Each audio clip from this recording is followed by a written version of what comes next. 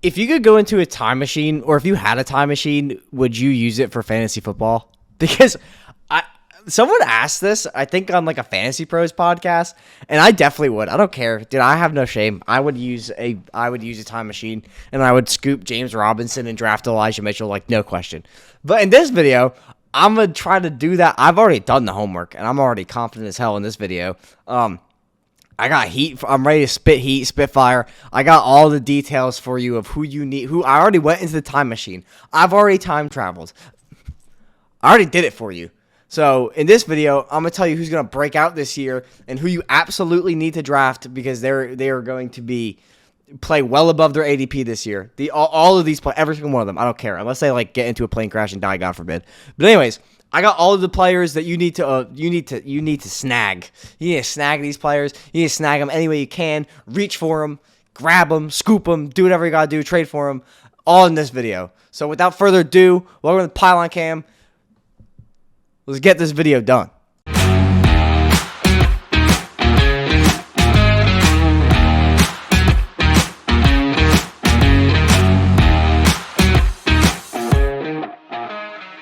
First player on this list, probably the player I'm the most excited about. Probably the player I have the most stock in. Someone I was super high on coming out of college. I think should have been probably would have been viewed as the wide receiver 4 if Kyle Pitts was never born, and that's Kadarius Toney. Going off as the wide receiver 42, ADP 84.4. All that information is brought to you by Underdog Sports. I am very, very excited for this Giants offense. I think this Giants offense is going to go nuclear. I think with Brian Daboll, Mike Kafka, two of the best minds in the game, the ceiling for this offense is to the moon. I don't want to hear anything about Daniel Jones. So if I got to sit here and listen to you schmucks tell me Baker Mayfield has taken the Panthers to the playoffs when he could barely do it with two 1,000-yard rushers and Nick Chubb and Kareem Hunt. Like, do you know how easy that is? Like, it's your playbook. Mike Stefanski gave him the playbook, and it was handoff right, left, middle. Like, that's all he had to know, and he's barely won a playoff game. Like, barely. And he didn't win that playoff game. The Browns won that playoff. Anyway, I'm getting on a rant. I'm hyped up for this Giants offense. Also, biggest bonus for fantasy, there's no, I'm going to ask you this. Who's the wide receiver 1 on the Giants right now? Because you don't know. Nobody knows. Is it Kenny Golladay? Is it Kadarius Toney? Is it Wan'Dale Robinson? My gut, my inkling tells me that it's Kadarius Toney. And here's why. If you watched any bit of anything last year, go Google this right now. Pause this video, Google Kadarius Toney highlights versus the Saints and Cowboys.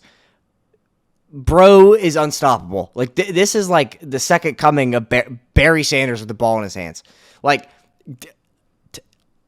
Toney is part of an elite list of rookies that had 180 yards or more in a single game, and here are the receivers on that list, and it is actually foolproof.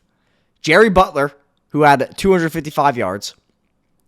Jerry Rice, Anquan Bolden, Odell Beckham, Kadarius Toney. That's the list. All of those guys are elite wide receivers, elite at their craft, elite at playing wide receiver in the NFL, elite route runners, elite with the ball in their hands, elite at catching touchdowns. I know Toney caught no touchdowns in the last year, but that's Joe Judge's fault.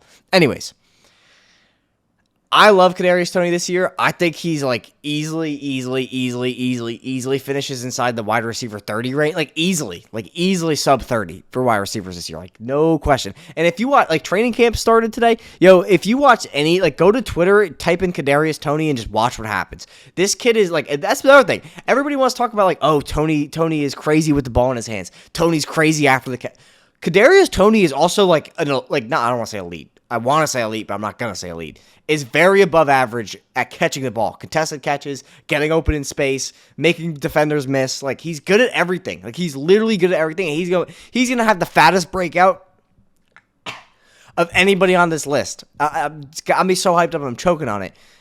Pause. Anyway, I think Kadarius Toney easily has the biggest breakout of anybody on this list. Definitely top 2 of all the players I have on this list. Draft yourself a Kadarius Toney and watch the magic happen. Next up, I got my boy A.J. Dillon. Quads. I'm just going to call him A.J. Quads. Currently going off as the RB24, ADP 65.3. I went in depth in my running back 20 video, my top 20 running backs, on AJ Dillon, but I'll briefly give you the Spark Cliff Notes. If you don't like to read, I'll give you that version, whatever you used to cheat in high school. Dillon quietly played the RB1 role for Green Bay in 2021. He finished with 187 carries to Jones' 171. And you could be saying, Mike, well, that's only because Jones got hurt last year. Jones gets hurt every year. Like, he's literally always hurt, bro. Like, Aaron Jones is always getting hurt. And in the red zone, he out-carried everybody. He had more carries than Aaron Jones inside the 20, 10, and 5 yards respectively. I love A.J. Dillon. He's also, like, an elite running back. Like, he is, like, in short yardage situations, the goal line, like, he's also a very good pass catcher. He doesn't see a lot of that volume because they do have Aaron Jones, who's faster and a better, more reliable pass catcher. But A.J. Dillon is no slouch in the receiving game. And I think the biggest thing for Dillon going forward is this Packers offense has to change. Like, it's not going to be the same schematic-wise that it was when Devontae, like, you got to change something when the best wide receiver in the NFL leaves your team. Like, I'm sorry. Like, you just have to adapt. And given that their next best up is Allen Lazard, who is half of you didn't know who Allen Lazard was before this year unless you're a Packers fan. Or if you just picked him up off of waivers and caught a touchdown that week and you're like, oh, cool, Allen Lazard. No, but this offense has to evolve. It has to change. I think Dillon becomes the number one on the ground with Aaron Jones complementing predominantly in the pass catching game because he's one of the best pass catchers on the team. Now, I'm not saying like Aaron Jones isn't going to get carries, so don't hear what I'm not saying, but I think Dillon's going to be the main force on the ground. He's going to be the main running back in the red zone.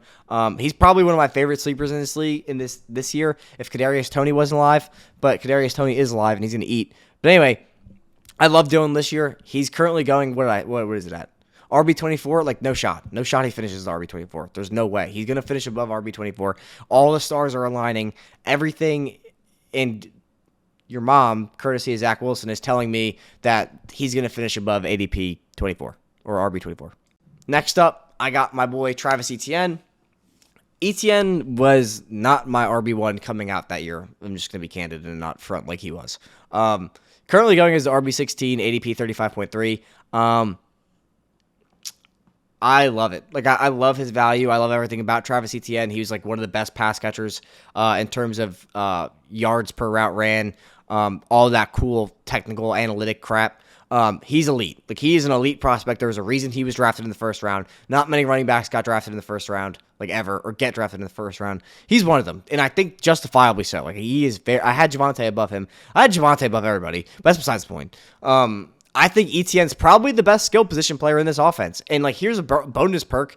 There's only one player in this offense that has played with Trevor Lawrence before that's not Travis Etienne, and that is Marvin Jones. Outside of that, Trevor Lawrence has never played with Christian Kirk. He's never played with Zay Jones. He has, I think, 3 seasons of collegiate football with the best running back in Clemson history in Travis Etienne. Travis Etienne is the best skill position player on this offense, and I also argue he's the best pass catching option in this offense. Like, I think there's just as much of a likelihood Etienne catches 1,000 yards in the receiving game as much as Christian Kirk will. Christian Kirk is like okay. Like, he's not an elite receiver by any means. Sure, he looked the best he ever has been last year, but I don't care. Despite Etienne not playing his rookie year, he is the only form of familiarity that Lawrence has in this offense. Like, it's not close. Like, you could take the season with Marvin Jones, but it was with Urban Meyer, so Trevor Lawrence has probably done enough drugs to never remember his rookie year. But he does remember those 3 seasons with Travis Etienne. I don't know if they won a national championship together, but he probably dreams they did. They got drafted together. They landed on the plane together. They started OTAs together. They're best friends. I don't know about that, but in my brain they are. Etienne's money, bro. Like, if you could get I'm taking Etienne over everybody. Not actually everybody, but over a lot. I'm definitely taking him over James Conner and Clyde Edwards-Helaire. Like, no doubt. I'm taking him over Jacobs, Montgomery. Probably taking him over. I'm taking him over a lot. I took him over a lot of people. I don't even know who goes near him.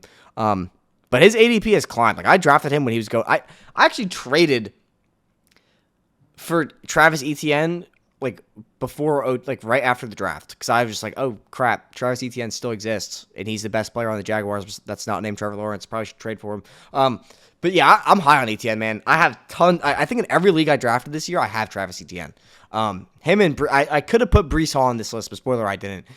Just because, like, he's going to be good, and I don't think he's, like, worth a stash or snag. Like, I think you should snag him, but I think, like, I don't know, man. Like, he's probably, if I know I have to pick one, Etienne or Breece Hall, I don't know who I'm picking, to be honest. It depends how I feel, what coffee I drank that morning, how I lifted, how I did, like, did I sleep 9 hours? Did I sleep 8 hours? Did I sleep 3? Like, I don't know who I'm picking. Like, I'm going to take one of them. So, like, I could have put both of them in this list. But if you want to hear my explanation for why I think Breece Hall is going to be good, go check out my top 20 running backs video. Because he's in there, and I got good reasons for why I draft Breece Hall. We're talking about Travis Etienne. Draft Travis Etienne. He's gonna be money in fantasy this year. That's for damn sure.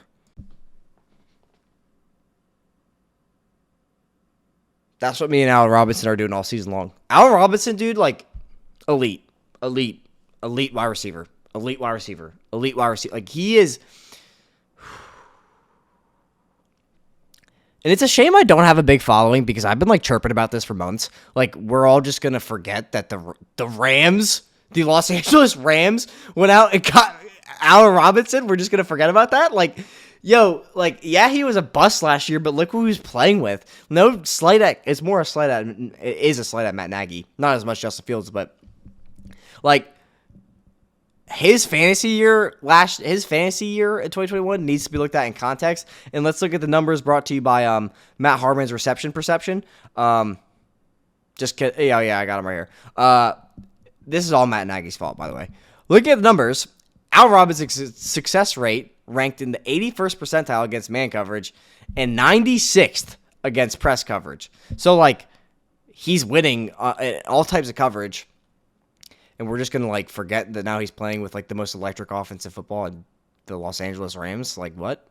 So, I mean, I'm wide receiver 22, ADP 47.6. Like, give me that. I'm all over that. If I need a receiver and I went 3 running backs, boom, Allen Robinson, wide receiver 1. Because, like, here's the thing, right? Like, yeah, there's Cooper Kupp. No disrespect to Cooper Kupp, because Cooper Kupp's elite. But, like, if Cooper Kupp is going to regress, it's because Allen Robinson is now the wide receiver 1 in the red zone.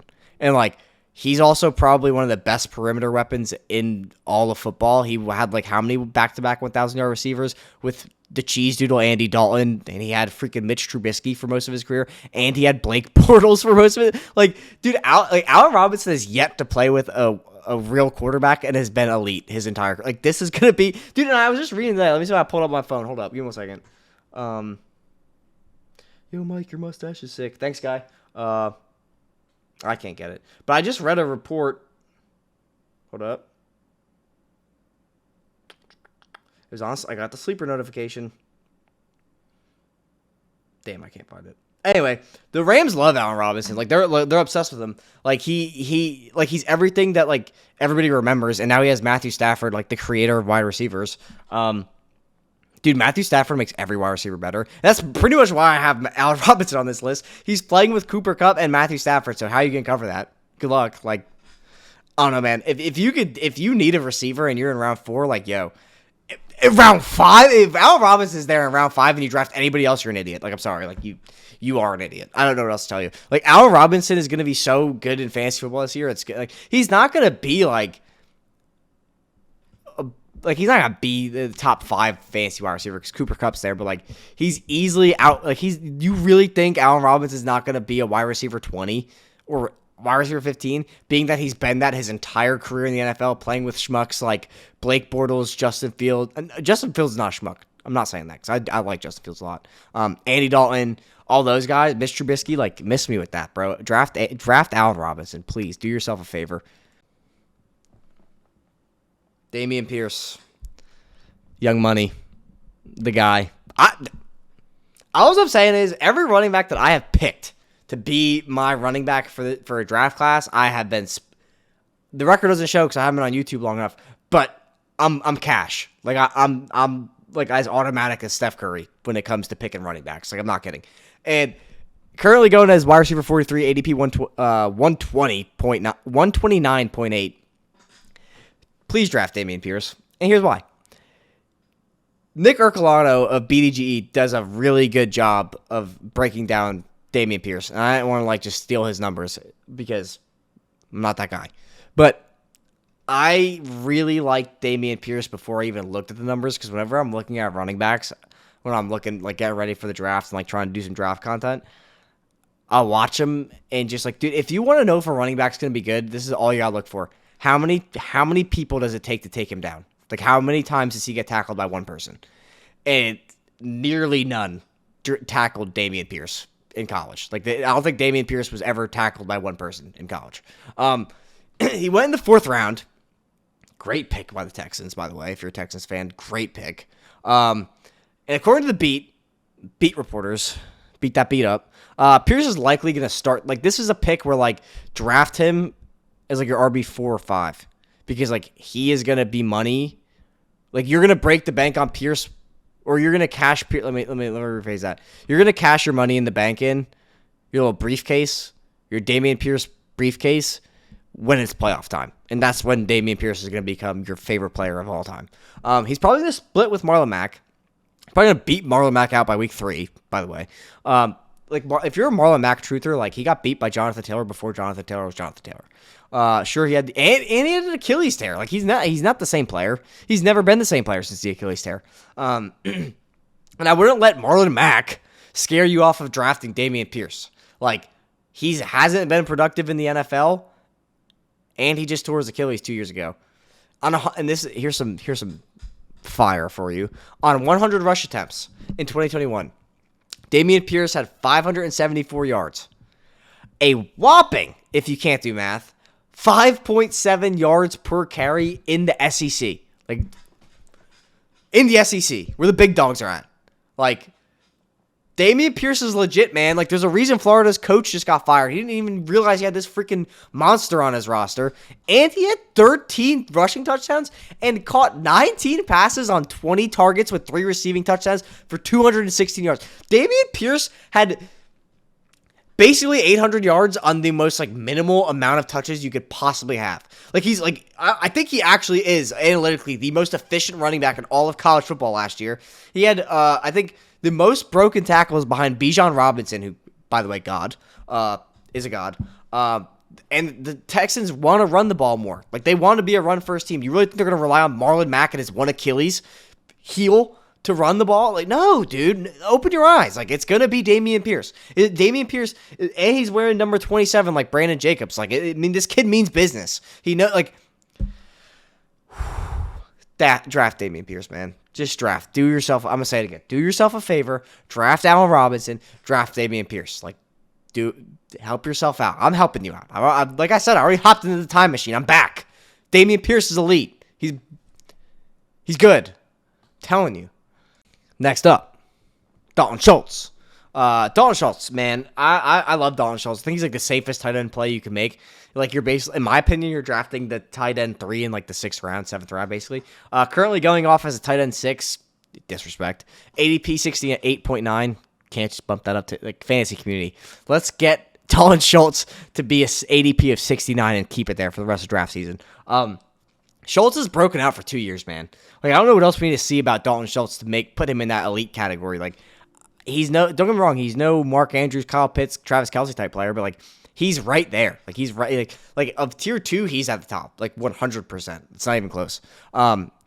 Schultz, like I said, like, Schultz has broken out 2 years now thanks to Blake Jarwin and his glass body.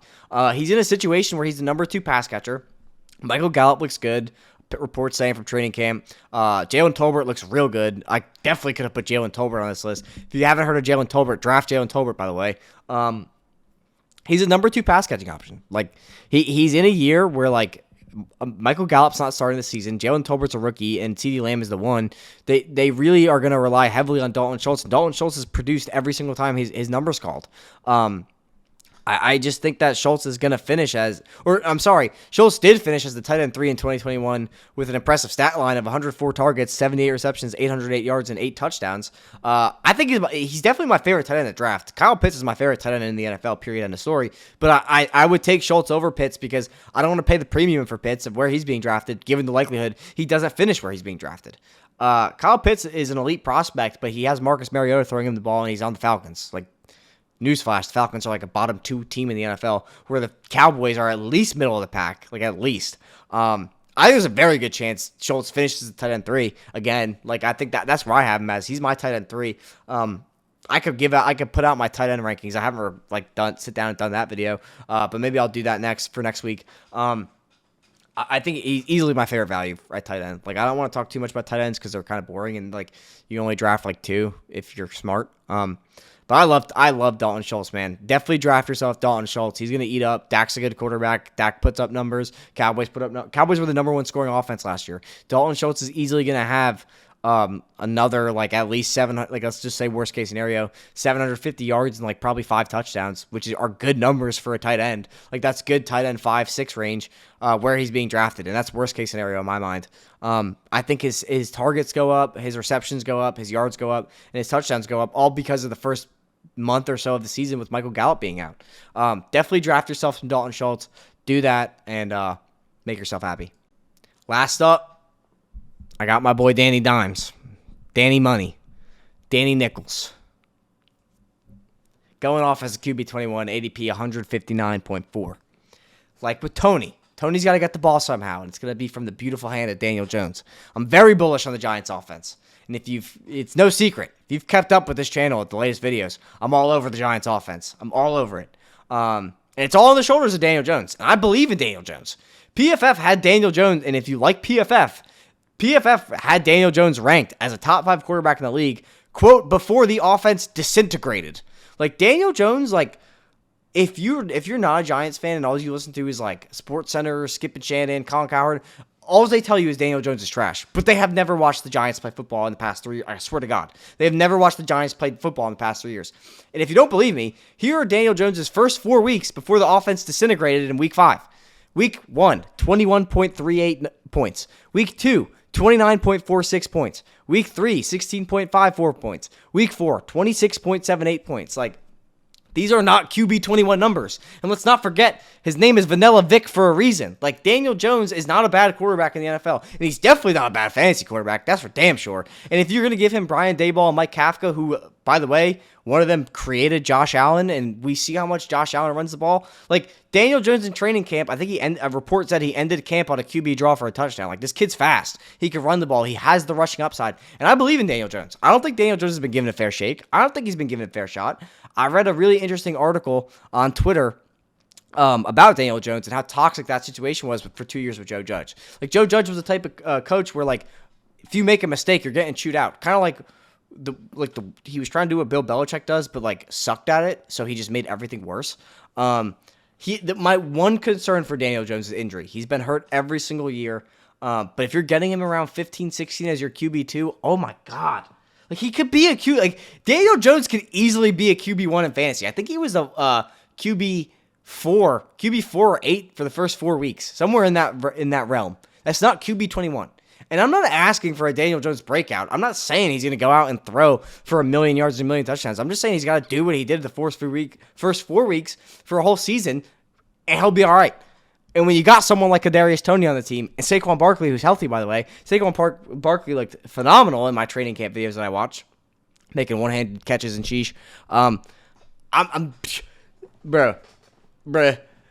Draft yourself like a middle-of-the-pack quarterback like Derek Carr in terms of fantasy. I think Carr's a great quarterback in real life. But for fantasy, draft a Derek Carr and then, take a shot on Daniel Jones. Like, why not? Like, he could finish higher than Derek Carr. I don't know. But, like, he's not going to be the quarterback 21. That's for damn sure. I swear. I will put money on it. If anybody comments, bro, and, like, wants to bet me 5 fab for Daniel Jones to be above QB 21 all day. I'm here all day. I'll take that bet over and up. I'll make a fantasy league with you and purposefully make that bet. This offense, by the way, should be very pass heavy. Should feature Jones' ability to run the ball, by the way.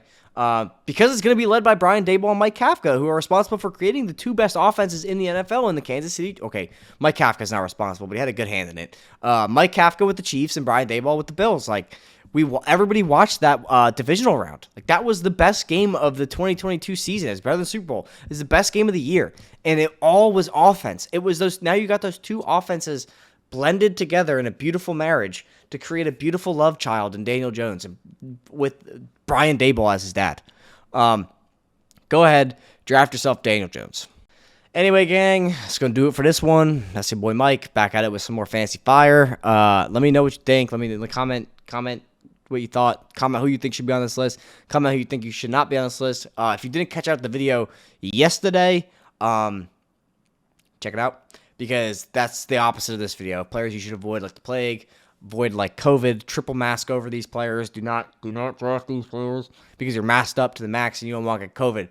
You want to draft those players because there will be cancer to your team and kill it instantly in like 3 days. But go ahead, check out other content. I'm working hard over here. Like, comment, subscribe, do all that cool stuff, whatever you gotta do. But let me comment. You won't hurt my feelings, by the way. Like, you can rip into me. Just explain yourself. Like, I promise you can be as mean as you want. I will not get offended. Because like we're all friends in spirit. Go ahead, rip into me. Talk to me nice. Talk to me dirty. But just explain. Like, don't be like, Mike, you're an idiot. Period. Comment. Like, be like, Mike, you're an idiot. Here's why. And I'll be happy to read that, and we could talk about it. And like, I might push back on you, but like, I'm not gonna be like, oh, Bill doesn't like my take on Daniel Jones, so he's an idiot. Like, no, I mean, if you're right, you're right, and I'll change my approach and stuff. Like, don't just be like, Mike, you're an idiot. But anyway, it's going to do it for this video. It's going to do it for me. I'll catch you. We got more NFL stuff coming out. So if you like NFL football, if you like NFL coverage, I got that stuff covered. I'm working hard on that stuff. I just want to get the basis of my fantasy stuff out so we could talk about that. And then I'm going to put some more NFL stuff out. But let me know what you think. Leave your comments, and I'll catch you next one. Peace!